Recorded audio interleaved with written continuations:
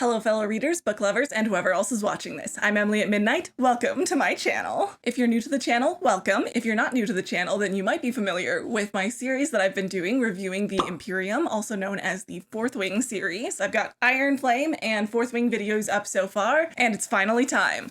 Onyx Storm is out. I've read it, and it's time to review it. But if you haven't seen my reviews of Fourth Wing and Iron Flame, then I recommend going back and watching those videos first, as my thoughts on the series build on each other. Also, fair warning, this video will contain spoilers for Fourth Wing and Iron Flame, and will have a spoiler section towards the end for Onyx Storm. But let's talk about Onyx Storm. First off, I did not mean to get the deluxe edition. It's got the sprayed edges.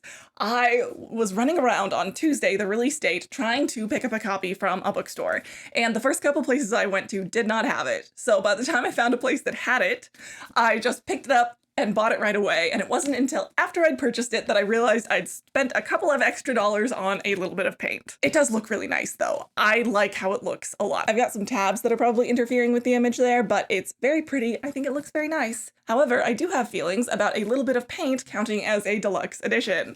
But those are thoughts for a different video. Here's Onyx Storm. I bought it, I read it in 3 days. Your girl has a job, she can't spend all of her time reading books. And I'm ready to review it and share my thoughts with you. All right, Onyx Storm. You pick it up, and the first thing that you're greeted with, as with most books, is the dedication. And this dedication I found to be particularly cringe. Here, I'll read it for you. To the ones who don't run with the popular crowd, the ones who get caught reading under their desk, the ones who feel like they never get invited, included, or represented. Get your leathers. We have dragons to ride. I do get the sentiment, and it's a very sweet thought. But like, we all feel like we don't fit in for a significant portion of our lives, specifically our adolescent years. In case you haven't noticed, I'm weird. I'm a weirdo.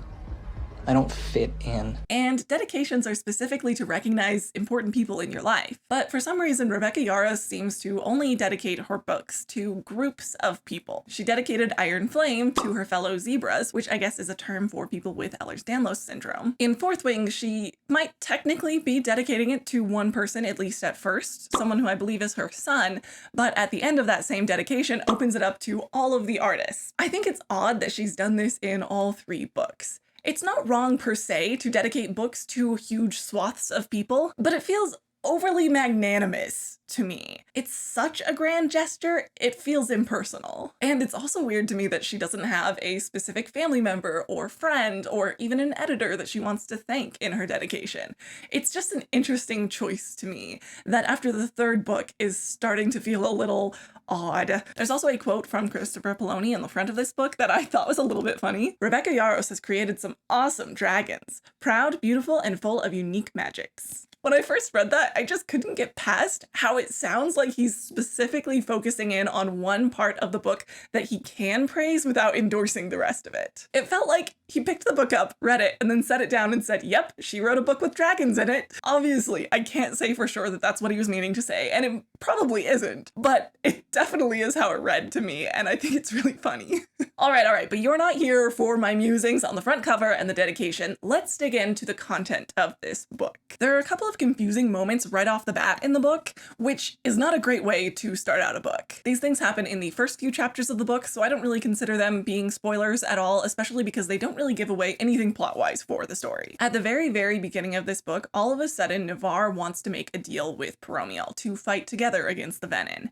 And there's no explanation given for why all of a sudden, after 2 books and 400 years of fighting against the Poromish, all of a sudden they want to work with them, especially because it's not any sort of real treaty that they're trying to work out where they're combining kingdoms or anything like that. They're literally just all of a sudden like, let's try and figure out terms to work together, and we're given no reason to understand why that's happening. My best guess is that because griffins fought alongside dragons to save Sgaeyl at the end of the last book, they suddenly decided that griffin flyers can be helpful in this war, but we aren't shown that. That isn't explained at all. It's very confusing to have shoot in right at the very beginning. There's also several allusions to Violet having made a deal with the King of Navarre, I believe, at the very beginning of the book, and it's given to us in such piecemeal that it made me think I had forgotten something that had happened in the last book, but that's not the case. We don't hear anything about this deal in the last book, and we hear hardly anything about this deal. By about page 70, we finally get more details about what this deal is, but we still don't have all of the context for how it happened, when it happened, why it happened. We just know that Violet has made this deal, and it takes us 70 pages to realize that this is something that Yaros was trying to give us in piecemeal to keep it mysterious. And I respect that idea. It just wasn't pulled off here because I was thoroughly confused and thought that I'd missed something in the last book. Speaking of the writing in this book, there are a couple of moments where the writing is just messy enough that it kicked me out of the story mentally. For example, there's a dream sequence, and at the end of it, we get "Wake!" I scream, but my mouth won't work. That doesn't make a ton of sense, because did she scream or didn't she? Did her mouth work or not? Maybe I tried to scream "wake"? You can't have it both ways. But then immediately after, she does wake up, so I guess it did work? The writing is just a little bit messy and hard to follow in moments like those. Another aspect of the writing that would kick me out mentally is Violet liquefies so many times in this book. She, quote, liquefies specifically. Like, that's a fine word, but it's every single time. And in the last books too, like Fourth Wing and Iron Flame are filled with her liquefying, and she liquefies so many times in this book. This book isn't on Kindle Unlimited yet, so I can't search how many times specifically she liquefies, but it's a lot of times, and I just really wanted to hand the author a thesaurus. Those were both issues that I had with the sentence level of the writing. There were also some issues that I had with the logic of the writing overall. In this book specifically, and the rest of the series, there are multiple times where Violet sort of wins a negotiation by saying, do X or I will tell Y about what you've done, and we'll find out what they have to say about this. And you can really only use that sort of line so many times before it starts to kick readers out of the story mentally and make them think about the logic of the situation. Would so-and-so really care in this instance? For example, in this book, I won't get into the details, so it won't be a spoiler, but there's someone in power in this book who makes the decision to harm another character who also has a certain amount of sway. And they make this decision fully knowing who this person is and the amount of sway that they have. Now, Violet steps into the negotiations and manages to win the situation by saying basically, what if I tell so-and-so about what you're doing to this person with some sway? And the character who's doing the thing, sorry I'm being so vague, they noticeably blanch and then cave to what Violet wants them to do. And I just think that's a little unrealistic because they obviously knew in that circumstance that what they were doing would become known to other people, and they were happy with the consequences because they chose to do that given that information. And so because Yaros uses this technique in negotiations with Violet so often, I was really pulled out of the story enough to sit and think, does that actually make sense? And it didn't. But I probably wouldn't have thought that much about it if she hadn't done it several times in each book so far. Also, at some point in this book, I just had to stop and think, how many people in my life know how to set a dislocated joint? Because due to Ehlers-Danlos syndrome, Violet's joints pop out like crazy, and she gets her joints, like multiple different joints across her body, set by different people, just whoever's around her all of the time. And I don't think I know that many people who know how to set joints. Now, obviously I can say, hey, they're in a war school. There must be some sort of field medics course, and that's why they know how to do this. That's not written in there anywhere, though, so that's just a headcanon. One more piece of questionable logic before we move on to the next point. At the beginning of chapter 30, we get a chapter heading that reads as follows. It is unwise to favor one god above another. Better to shun them all than show favoritism among a jealous, prodigious pantheon. And it's just another instance of what I was talking about a lot in my Iron Flame video, where Yaros chooses to say something that sounds really cool without necessarily backing it up in the story. Because nearly every character in this story prioritizes one god over another. There's even a conversation in the story about which gods different characters prioritize. And so it feels really weird to have this chapter heading come after that conversation, when everyone prioritizes a god. It's a cool sounding phrase, but it isn't necessarily backed up in the writing of the story. Zooming out even more, let's talk about the tone of Onyx Storm. Tone is actually something that Yaros does really well when she's trying. She's very talented at pulling readers in and keeping the tension high. But she made a super weird choice in this book. In the past two books, there's been one chapter from Xaden's perspective at the end of the book, but in this book, she added a couple more scenes from different POVs during the final conflict. And one of them was a completely different tone and pacing from the rest of the final conflict. It was really weird. Typically, those last 6 to 7 chapters keep me absolutely wrapped to her reading. but this one was just so different in tone that it totally ejected me from the book. It wasn't even that it wasn't a scene in the final conflict. No, it was in the battle, it was on topic, but it was just super different tonally. The audiobook actually, I think, was even worse this way, because while the Xaden chapters are read by a male narrator, that's pretty common to switch off male-female narrators, but this one was a second female narrator that read the book very differently from how the main audiobook narrator had read it, and that definitely didn't help. All around, it was an odd choice, and I didn't really like it. That's not to say I don't like multiple POVs in the same book, though. It was just very unexpected to have that for the first time in the middle of a conflict and have it be written like it's a different person's thoughts, thinking about things differently in that specific moment, because that's when I was in the middle of Violet's tension and Violet's concern and Violet's thought processes. And so to be head hopped to someone else unexpectedly in that moment was very odd. But never fear, not all of my thoughts about this book are negative. The pacing of Onyx Storm specifically was the best out of this whole series by far. Fourth Wing's pacing was very odd. It was like one story up until the last 90 pages, and then that last 90 pages was a completely different story. The pacing felt very weird in that book. Iron Flame was also odd. It was basically split in half. The first half was all of this school stuff, whereas most of it kind of mattered, and then the second half was this thrilling adventure, and everything was very high stakes. So very interesting pacing and balance in that book. Onyx Storm, on the other hand, felt like it was split up into 3 separate sections. You can see my sticky notes there. The first section was essentially set up, but it didn't drag too badly. Then we had one adventure and then another, but the 2 adventures were tied closely enough together that it didn't feel disjointed. And that breakdown of the story and the pacing between the different movements in the book worked out quite nicely for me. I can work with that. It kept the story moving along quite well. On another subject, I've been thinking quite a bit about love triangles and romantasy. As you can tell from my Fourth Wing video, love triangles feel a little bit old to me. I'm not the biggest fan.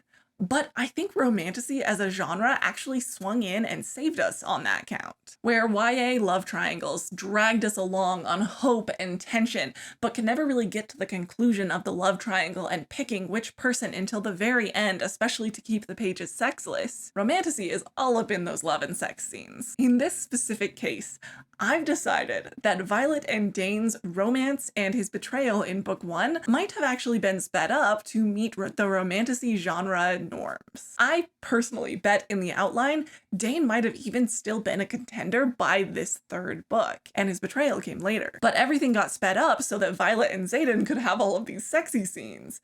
And that is why in the last book, when Dain was forgiven so easily, it felt like a retcon of his character. That's what I think. Let me know if you agree. I might just be totally off base on this, but I think that romantasy is the reason that the love triangle didn't get drawn out in this series. All right, it is time for the spoiler section. So if you don't want details about Onyx Storm, which just came out, spoiled for you, then skip ahead to this timestamp, please. I really don't want to ruin this book for someone who has not read it yet. So I'll give you a minute, run to your computer, click off, don't click off.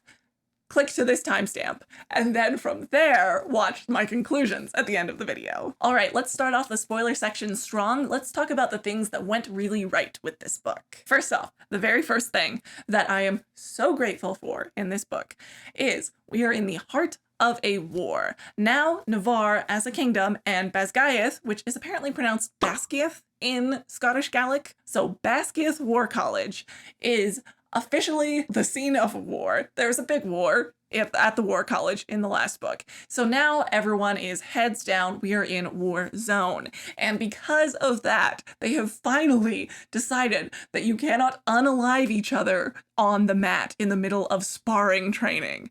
Finally! Oh my gosh! They're like, wow, I guess we need as many soldiers as we can possibly get. So don't end each other on the mat. And thank you? What?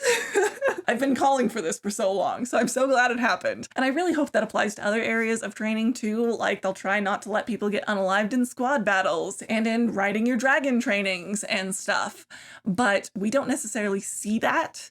This book actually takes place over not very much time, so I don't think they've even finished their 2nd year by the end of this book.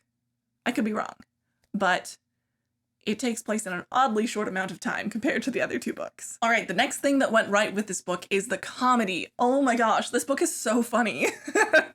This book is like way funnier than the other two books in the series. For that alone, I'm very, very glad I kept reading this series. Because I enjoyed the humor so much, I'm going to share it with you. Here's one of the moments. It's Violet's friends making fun of Violet and Xaden for always fighting the same fight. Ridoc says this, "And it's always the same fight." He lifts his hand to his chest. "I'll trust you if you stop keeping secrets." He drops his hand and scowls. "It's my secretive nature that attracted you, and why can't you just stay out of harm's way for 5 fucking minutes?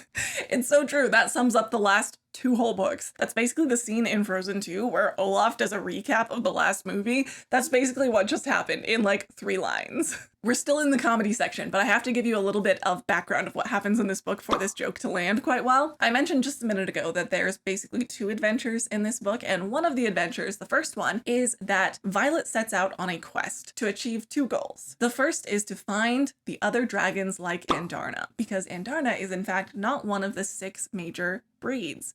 She is a different kind of dragon called an Irid. So they're trying to find the other Irids, and the other purpose that they're trying to achieve is to cure Xaden because he turned venom. Violet all of a sudden remembers that her dad was researching feathertails, and that research might lead them to others of Andarna's kind. While Andarna is not necessarily a feathertail, that's a term usually referring to the baby dragons, it could have something to do with that. While Violet is able to locate his research, she isn't able to open it because it's basically password protected, and Violet can't figure out what the password is and doesn't want the journal to basically self-destruct if she gets it wrong. During this time, there's a very funny reveal that the crown prince of the kingdom is one of Violet's exes, and he shows up.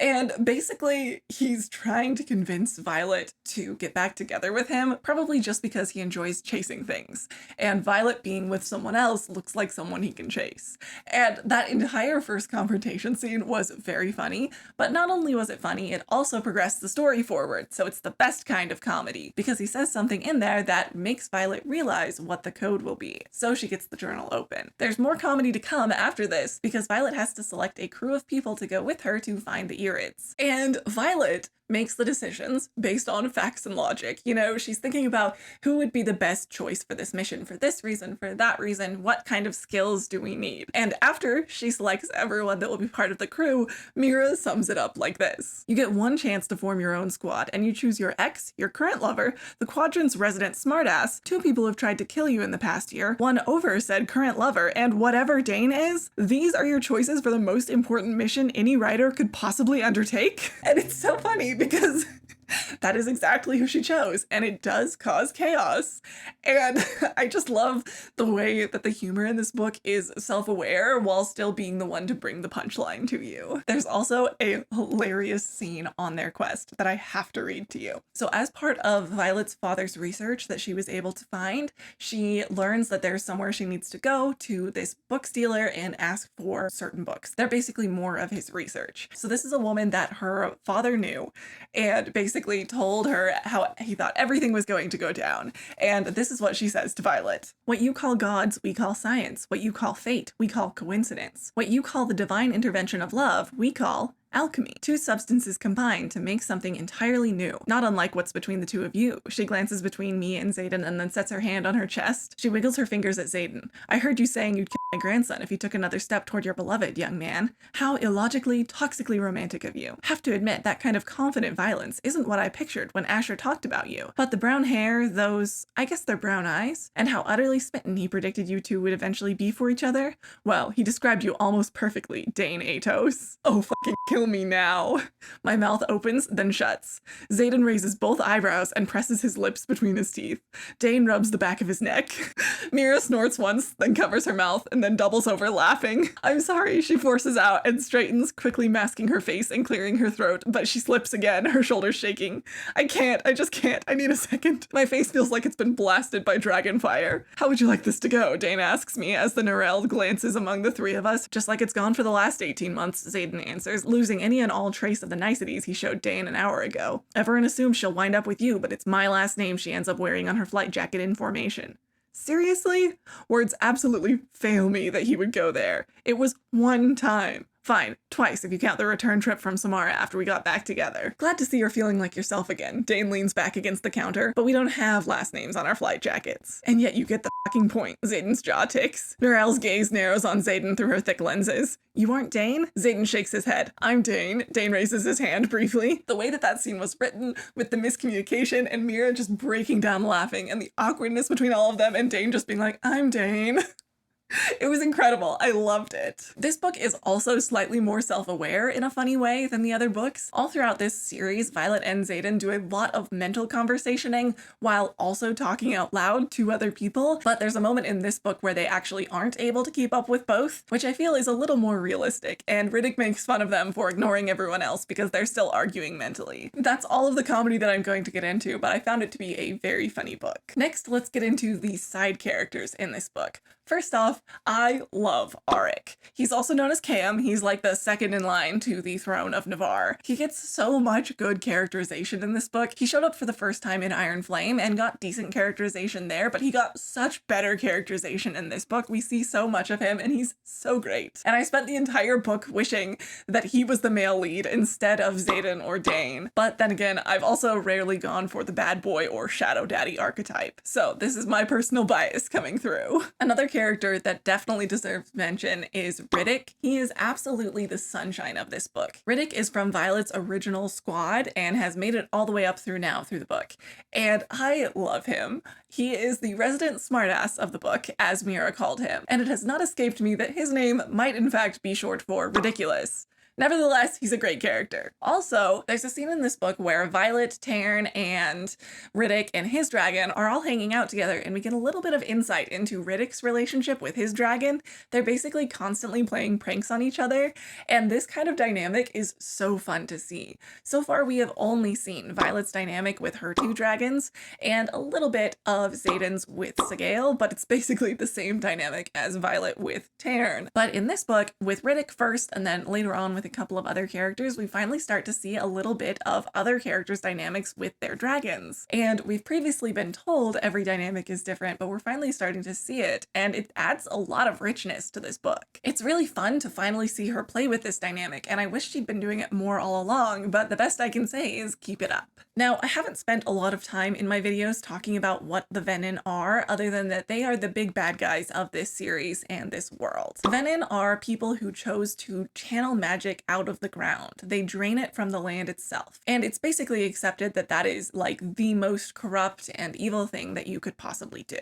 Another important thing about them is that their eyes turn red. They get red rings around their eyes, and then the veins around their eyes distend and turn bright red. Now, apparently, the longer you're a Venin and the higher up the Venin hierarchy and the more powerful you are, the more obvious, the more pronounced, and the more permanent these signs are. It's also described in the book that as you channel from the ground, a part of you basically dies and you become more cruel and have less emotion. Now, as we know from the end of the last book, Xaden turned Venin and has channeled from the ground. But apparently the first couple of times you do it, the rings around your eyes will fade.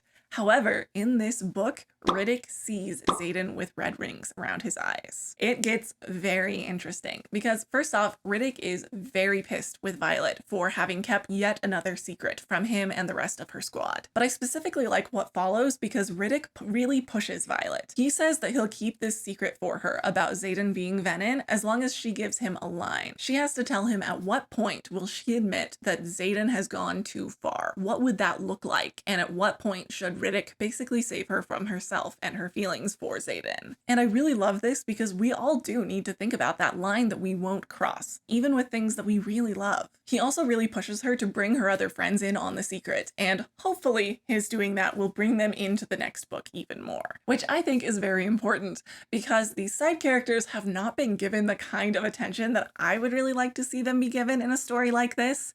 They're basically present for all of the school stuff, but once we get into the real plot, they fade to the background. And that's kind of the weakness of writing two characters that are as obsessed with each other as Violet and Xaden are.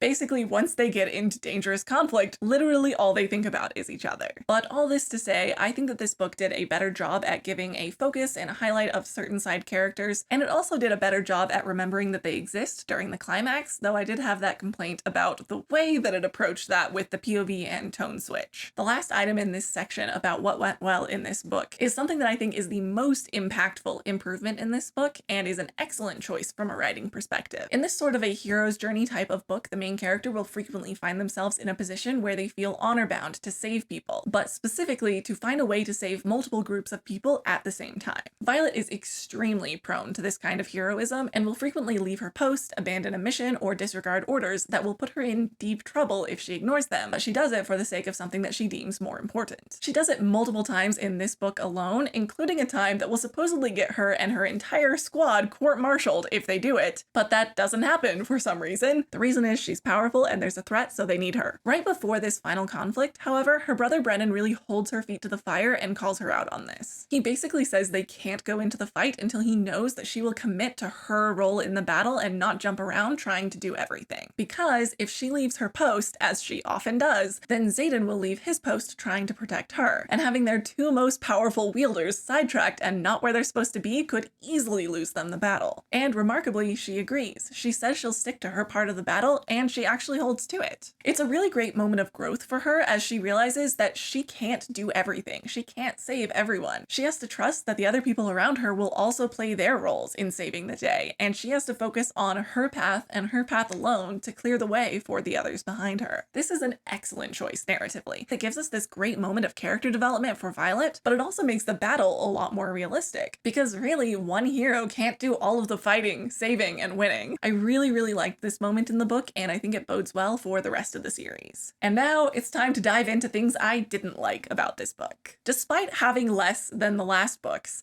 this book still had a lot more of the school drama to it than I had hoped and anticipated. This happens because the writers who went to Erasure at the last book ended up coming back after saving Basgiath. But that puts them and the Griffin Flyers in the same school as the students who decided not to leave Basgiath. And tensions are high there, and I have no complaints with that aspect of the school life. However, there's a significant amount of the first third of this book that is just trying to get back into the school vibe. At one point, they even mentioned that they're trying to make the school year feel as normal as possible, which I didn't want because I wanted to be into the meat of the story. It's really felt like the school year stuff has been a lot of filler throughout this entire series, so I wasn't excited to see the focus drawn back to Basgiath. Also, in this school drama, we get this bit where, okay, so Xaden is Venin, right? But he's trying to hide it, he's trying not to turn Venin. But past the wards, the magic is so much more wild, and so when he's out fighting the Venin, it's so much harder for him to not accidentally channel from the earth. So for himself, and also to put himself near Violet and Sgaeyl near Tairn, he ends up deciding to become a professor at Basgiath. Now, he is teaching something that it makes sense for him to teach. He's teaching them signet versus signet sparring because they've learned that Venin can have signets. And so this is something that they need to practice doing. That's not my complaint. My complaint is that apparently at Basgiath War College, there's a rule that teachers and students can't date. And despite the fact that they are 2 years apart in age and have been dating for over a year, apparently this applies to Xaden and Violet. This was so frustrating to me on two different counts. First off, we do already have enough tension in their romance. We don't know what's going on with Xaden. He's turned Venin. What's going to go on with him? Is he going to turn evil? How long does Violet get to keep him in her life? There is plenty of tension there. We don't need this contrived reason why they can't be around each other often. Like, come on. It felt very juvenile compared to the rest of the plot. But also, it felt weirdly anachronistic. And I'm not usually one to pull this is an anachronism in a fantasy type story, but it feels very weird because in our world, basically nobody cared if an adult was dating a child until like the 1800s or something. And so the fact that there's this rule at Basgiath felt very like strikingly modern. It was just very odd to me. You know, there's like the tension of like, am I losing him to the darkness? And then also we can't be around each other very often because people have to think we're not dating each other, even though they know we are dating each other. It felt like two different books. It was very odd. I didn't like it. There were also a couple of times in this book where it felt like Violet was was deliberately being written to not understand something that should click naturally. And it's interesting, I didn't notice this in previous books, but it's possible if I went back and read them that I would notice it. But it was kind of glaring in this book because there were some like really obvious moments. Like take this moment where they're on adventure number 1 trying to find the Irids, and they're going to talk to a king of one of the island nations, and they know that he only accepts audience from other royalty. Now, at the very beginning of this book, as a part of the peace treaty going on between Poromiel and Navarre, Xaden was given the dukedom of Eurasia that is his birthright. So he is now back to the status that his father was once at. And so he is royalty. And as Violet and Xaden are walking up to go greet this king, Xaden introduces her as his consort. And Violet's like, what? Why would you do that? I don't understand. And he's like, it's because you need the protection of my title to have this audience with him. You have to be connected to me in some way that feels more permanent than a girlfriend. And she's like, I don't want the protection of your title. And all I have to say is, what? Why would you have her say that? She obviously, first off, should have realized, since it's something that we were all told by her, that this person only sees royalty. She should have realized that she'd either not be able to go, or she'd have to be connected to Xaden in some way. And why would she not want the protection of his title in that circumstance? That is just like being snarky for no reason, because obviously she doesn't want to get unalived because she went there and didn't have the protection of his title. It just felt like she was written really weirdly. And there are more instances than that where I was like, why did you write Violet like that? But the most glaring one is actually also a part of this scene, I think. But it's possible that it's a part of greeting the nobility of a different island. Xaden basically runs down a list of don't do this, don't do this, don't do this, don't do this before they go in. And then while they're there, Violet is the one explaining the rules of that kingdom and the different things that they can and can't do, because obviously she's the scribe. She's the one who's studied these things before. And it just made me think back and go, why was Xaden written to explain to her, don't do this, don't do this, don't do this, when he's never interacted with this island kingdom before, but Violet has read about them? She should have been the one explaining that to him. Like, I don't want to call it out if it isn't there, but it feels like it's there, so I'm gonna call it out. This feels like casual misogyny. It feels like it was the natural assumption that the man would explain how a difficult situation is going to play out and the rules that you should follow. And so that's how it was written, even if that doesn't make sense for the two characters in the scene. But we'll move on from that subject now. The next point on my list is, it's still in the section of things that were done poorly, but this is actually just personal. This is just something I personally didn't like. It's not technically wrong in any way, but I'm still bringing it up. Yaris did not have to do Kat like this. So in the last book, we meet Kat, who's Xaden's ex, right? And she's like super rude to Violet the entire time. She's trying to get Xaden back. And in this book, she finally moves on. She finds someone and she's like dating them, and she's not being a brat to Violet about the whole Xaden situation. She's not pining after Xaden, and then he instantly dies. He gets killed right away. It makes me so mad. Kat did not have to be done that dirty. Let the girl be happy. Thank you for hearing me out on that one. Thank you for humoring me. We can now move on to things that are technically wrong with the book again. There are a handful of glaring inconsistencies in this book. I will say, compared to Iron Flame, they are nothing. The inconsistencies are very slight in this book, whereas the last book, it was like whole themes of the book that were inconsistent. So let's go through what I found to be inconsistent in Onyx Storm. So Violet has this trick where she basically takes the pain that she's feeling and stuffs it into a mental box, which I'm sure comes from how Yaros visualizes dealing with her own chronic pain. But there's weird inconsistencies where basically Violet is able to stuff anything in that box. She stuffs like her mom dying in that box. She stuffs all different kinds of like physical pain that she's feeling, emotional pain.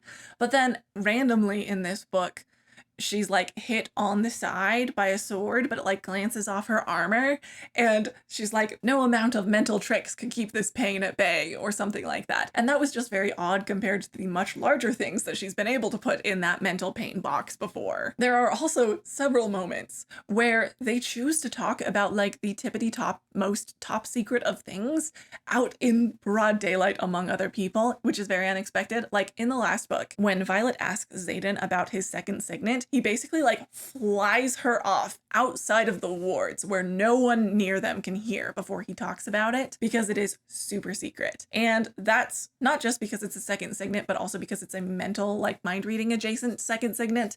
And those are the kinds of signets that they will unalive you for having because they're too dangerous. But in this book, we find out that a lot of the marked ones actually have second signets because they were bonded to a dragon that had bonded someone in their direct bloodline before. And Violet decides to just turn to Bodhi in the middle of class with no sound shield, nothing, and be like, hey, what's your second signet? Like, no care for who hears them. I mean, it says she whispers, but come on. So many people have, like, supersonic hearing. I don't actually remember what his second signet was, so I don't remember if it was a mind power adjacent one, but I still feel like she should have been more careful in that circumstance, but it is not a problem for some reason. Nobody overhears them for convenience sake. Oh, and there's another moment where she talks to Xaden about his eyes turning back to a natural color in a crowded room with no sound shield, and what? Why are we doing this? Also, there are a handful of very important facts that we are handed partway through this book, 3 books in, that we did not know prior to this that I think we should have.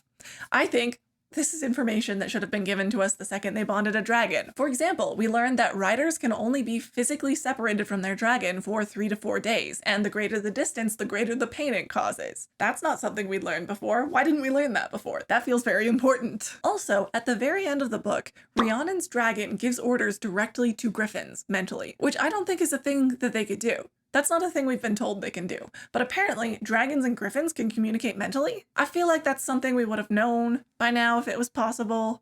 And it was very odd to come up this late. Although I will say, I think that inconsistency was not forgetting to give us information, but was in fact a slip up. I think that was not meant to happen that way. There are also just a smattering of things that didn't make a ton of sense. And again, these are smaller level things. And so I don't have that big of a complaint, but I still think they're worthy of note. The first one is that while we're in the school times section of this book, the scenes that we get don't always make sense. I don't feel like they always move the plot forward.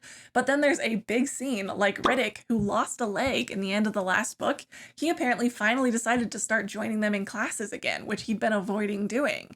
And we don't see that scene. We do see the scene where he decides to ride his dragon for the first time. Thankfully. But like, we see a whole bunch of other random scenes, but not the one where one of her closest friends finally decides to come back to class. Also, for some reason, they aren't letting the first years in their squad help them research, which, like, they know what they're researching, and so I don't know why they're like, I get why they're not letting them come on the quest, because they don't want to, like, get them hurt, but they're like, no, you can't help. There's also a random moment on one of the islands where someone is trying to convince Xaden to do a contract marriage with Kat again for reasons that would benefit no one on that island. It doesn't affect anyone on that island, and so I don't know why all of a sudden they were trying to convince them to do that again. It was very weird. All right, that's the end of the things that I think were done poorly in this book. There is, however, a major theme of this book that I have very complicated feelings about, so let's get into it. I really, really like the Venin arc for Xaden. I like that he turned Venin. I think that it is very interesting. I'm really excited to see where it goes, to see how it all plays out. However, I think that the Venin themselves serve as a very dangerous allegory. Basically, in this book, it's described that when you wield from the earth, when you do it once, you become a dark wielder. You become a Venin, and there is no cure. There's no going back. Basically, slip up once and you are evil. I think that this is a very dangerous way to look at human nature. Humans are flawed. We naturally will make mistakes, but the way that making mistakes is described in this book, where slipping up once makes you evil, feels a lot like scrupulosity and OCD, where if you mess up just once, then you become evil. There are a lot of people with OCD or anxiety or depression or various mental illnesses that hearing a message like this could be very damaging to them, because ultimately we will screw up sometimes. And we do get that messaging a lot of the time. And so I think seeing it in a very popular book like this is very uncomfortable to me. I think that it is harmful, because the fact of the matter is, if you mess up, if you do something harmful or rude or hurtful, that doesn't make you a bad person. You did a bad thing, but that doesn't define who you are. You can do better. You don't have to keep being rude just because you were once. Yaros actually takes this idea even further. On page 468, she specifically has a character say, when referring to turning Venin, there are worse things than dying. And I just think that that is such a horrible idea. If a one-time mistake that some people in this book do by accident is likened to a fate worse than death. I'm not sure if she's going to stick with this. It's possible that there will be a way to cure the venom, and in that case, there might be a way to turn away from having made a mistake and become a better person. I would prefer that for the metaphor that is so easy to draw here when it comes to making a mistake equaling a bad person. I would greatly prefer that thematically that is not the story that we're told in the end. However, as far as the narrative that we're seeing in this story, I think it would be so much more impactful if there isn't a way back. If it's too late for Xaden and he ends up saving the day with some great sacrifice as he loses the last of his humanity. Like, that would be such a more compelling story. However, the theme of that, I feel like, would be more harmful. Does that make sense? I feel like I'm between a rock and a hard place here, because what I think would be more interesting and compelling for the story, I also think would be a more harmful message. And so I don't know how to feel about this, but I'm really interested to hear what you have to say about this conundrum. Is there a way that she can somehow manage a more interesting plot without saying something really horrible about humanity? I don't know. What do you think? Let me know in the comments section below. Another thing that happens in this book that is pretty interesting is that we get to see Violet's second signet manifest. And the signet is dreamwalking. No way! What? That's crazy. Oh, wait. Wait, I'm actually so disappointed right now. Which means that she can just have other people's dreams sometimes, which isn't that interesting to me. I'm sure Yaros will beef it up to make it more powerful because she did say that it was super powerful in the book, but I'm not exactly that intrigued. Like, I'm sure it'll be interesting, but I'm not dying to know how interesting it is. Some of these dreams, however, were pretty interesting. She spends a couple of nights in this book seeing this recurring dream that Xaden has, and the dream is that a sage, one of the Venin, is calling after Xaden and basically saying, like, this is your destiny, you will join me. And the ways that the dream is like partially dream and partially real was pretty fun and felt a little bit like Wheel of Time. And at the very, very end of the book, Xaden ends up leaving. He leaves Violet a note that says, don't look for me, because he's channeled one more time and he channeled a lot. And so at this point, he is no longer in the initial phases of becoming a Venin. And so he's decided that he's lost too much of himself and he's a danger to her. So he steps off. At least that's what I'm assuming he did, because we don't see his reasoning, but that's what he did. Now, leaving this note saying, do not look for me, might make you think that he won't be in the next book or won't be in the next book for a while. However, my prediction for the next book is that he will not be physically in the next book, at least until the very end. But Violet just manifested the ability to walk into his dreams right before he disappears. Gee, I wonder if she'll spend the next book talking to him in dreams. Now, speaking of looking forward at the rest of the series, there's this moment in this book that I'm pretty sure is foreshadowing for the rest of the series. So we'll see if I'm right. Xaden says to Violet, there is no cure for me. That's why you have to become better than me. There's only you. That felt a lot like foreshadowing, like telling us how the series will end. There's no cure for her, but in the end, she will stand. There will only be Violet for him, and he will save the day and save her life at the cost of his own or something. That's still my prediction. Also, now that Xaden has just walked off into the night and has left, it makes me wonder a few things. First off, we know he's no longer an initiate, which is the first level of Venin, and so it makes me wonder, is Sgaeyl with him? It's possible that now that he is this strong as a Venin, he no longer is reliant on his bond with Sgaeyl to stay alive. So I'm left wondering, is Sgaeyl with him? Did they sever the bond? What's going on? He did leave Violet in charge of Tyrrendor.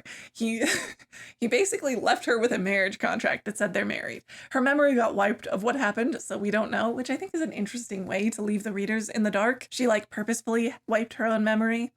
I don't mind it. I'm so curious as to what Xaden will be like next time we see him. How many pieces of his soul will be left? We learned in this book that every time a Venin wields, a piece of their soul dies. So what's left of him? And are they going to be able to cure him? And if you expect me to believe that they can cure him, then they better pull some big stuff. Like a really, really believable reason for them to be able to cure him.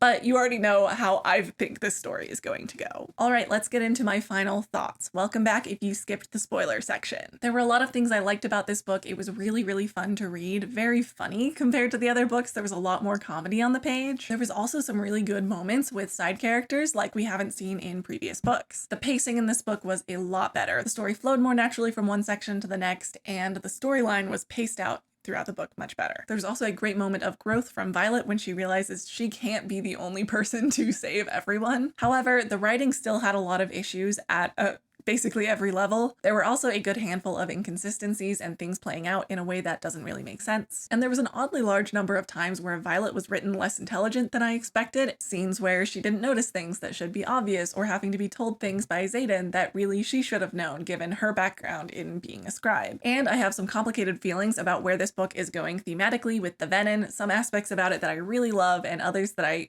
am not so fond of. I would really love to rate my actual reading experience. However, I binged these 3 books in a couple of months, and so by the time I got to the end of this book, I was pretty burnt out on the series, and that would very much negatively affect how I felt while reading this book, and so I will not score it in that way. But I will tell you that I had much more fun reading this book than Iron Flame. It was a much better reading experience. I will rate the actual book, though. Overall, I've given it 3 stars. There were too many inconsistencies and issues throughout the book to give it too high of a rating, but the comedy in the book was really great and saved the reading experience, plus the improved pacing and some really good character moments, so that ups the rating considerably. But at the end of reading this book, I am, again, unfortunately not feeling very drawn to seeing what happens to Violet and her story, or honestly even what happens to this entire world, but I am still feeling very drawn to Xaden and his arc and seeing how that's going to play out in later books. A 4-star book would keep me interested in the whole book, which this book fails to do, and thus it gets its 3-star rating. But I am going to continue with the series. I would definitely say I am overall enjoying this series as opposed to not enjoying it. I really hope you enjoyed this video. Please give it a like if you did. Also, if you haven't yet, go back and watch my Fourth Wing and Iron Flame videos. Otherwise, click the card in the corner to find my Harry Potter playlist. I'm reading Harry Potter for the first time as an adult and reviewing it on my channel, and I am definitely having a good time with it, so check out those videos. I also make all sorts of other bookish content, so subscribe and check out some of my other videos. Also, before you go, I am doing a bookish bingo this year, so if you're interested in playing along, then click the link in the description to get a copy of the bingo sheet. Feel free to follow my Goodreads, Instagram, Storygraph, etc., all of which are Emily at Midnight and are linked in the description below. Douglas and I would like to say, have a wonderful day, treat people with respect,